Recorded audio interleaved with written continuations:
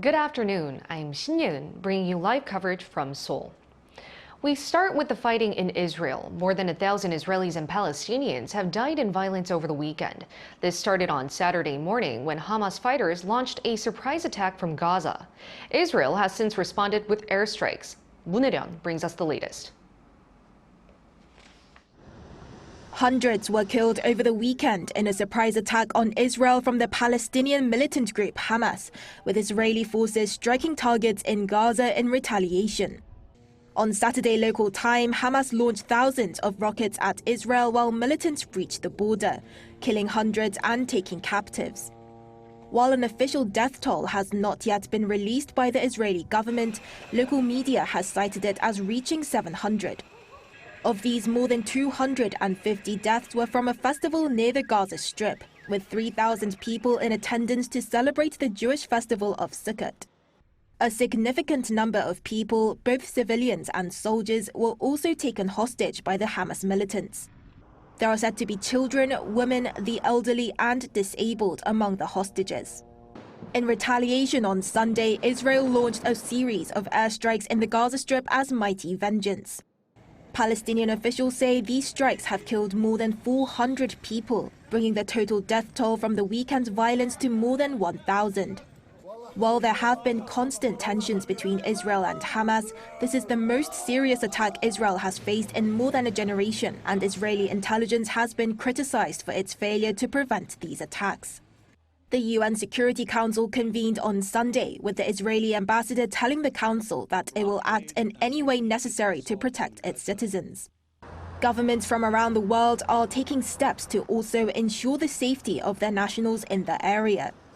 South Korea's Ministry of Foreign Affairs released a statement saying that while a total of 570 South Korean citizens are living in Israel and some 360 are currently traveling in the country, there have been no reports of harm to Korean nationals. Foreign Minister Park Jin held a meeting on Sunday to ensure the safety of South Koreans, and the ministry has issued a special travel advisory urging tourists to leave via a third country. Korean Air has also temporarily cancelled all flights to Tel Aviv, but is still operating some flights coming from the country into South Korea for tourists to come back home. Moon Hae-ryun, Arirang News. The death toll is also climbing in Afghanistan following powerful earthquakes that hit the western part of the country on Saturday. Taliban officials on Sunday confirmed that at least 2,400 have died and more than 9,000 are injured.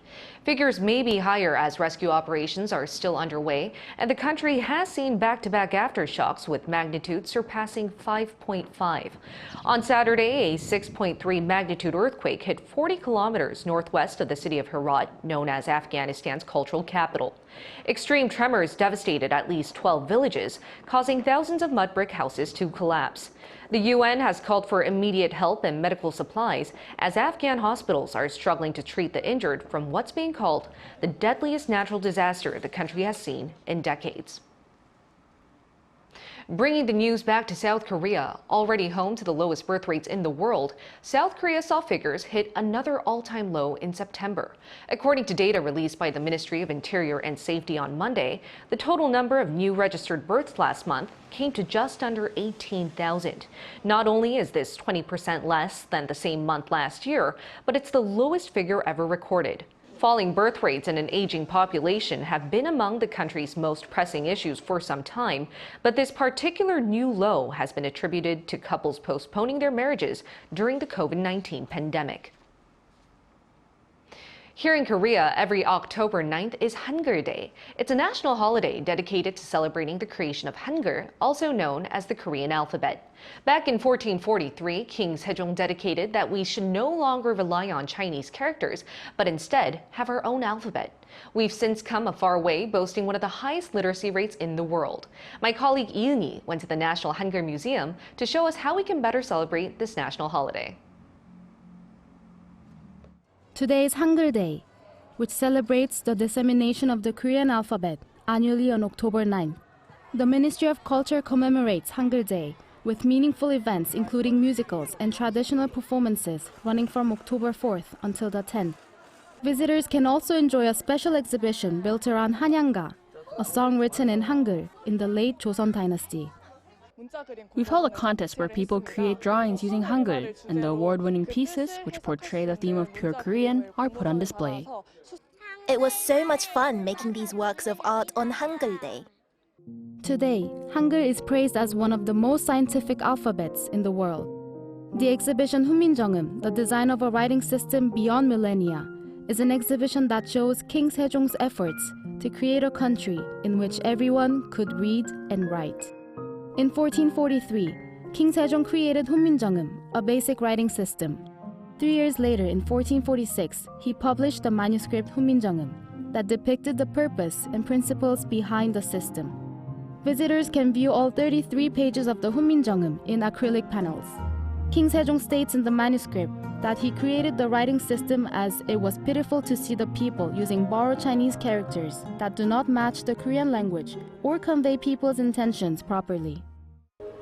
Here at the National Hangul Museum, visitors can learn about the beauty and logic of Hangul. By turning the pages of this interactive book, you learn about how the Korean alphabet system works. Hangul is known to be the only alphabet in the world whose creation was recorded in a book. Hunminjeongeum is a state-designated national treasure, which is also listed on UNESCO's Memory of the World Register. The most fascinating thing so far is the history of the Korean alphabet and the king who designed the alphabet. I wasn't aware of the history at all of the origin of the Korean language, and I've started to get a little bit more information now. Today will be an opportunity to think about how Hangul has transformed the lives of Koreans and other people around the world who speak Korean. Lee Eun-hee, Arirang News. The biggest Asian Games in history came to a close on Sunday with a celebration to round off more than 2 weeks of competition. The closing ceremony showcased a digitally projected torchbearer and was attended by Chinese Premier Li Cheng. South Korea finished third on the podium with 42 gold medals, behind Japan in second place and China in first. While the Asian Games had originally been scheduled for 2022, the postponement of the Games due to COVID-19 pandemic meant that this was the first time it had been held in 5 years. The next Asian Games will be held in the year 2026 in the Japanese city of Nagoya. And speaking of sports, South Korean golfer Kim Hyo-joo has won the Ascendant LPGA at the Old American Golf Club in Texas. Kim won by 4 shots on Sunday after leading from start to finish. Her wire-to-wire victory came only a week after Korean golfer Ryu Hae-ran won her maiden victory in Arkansas last week. Kim Hyo-joo has been running strong as she now has won on the LPGA in 3 straight seasons. Sunday's win marked her 6th LPGA victory overall and was also the 4th win by a South Korean golfer this year.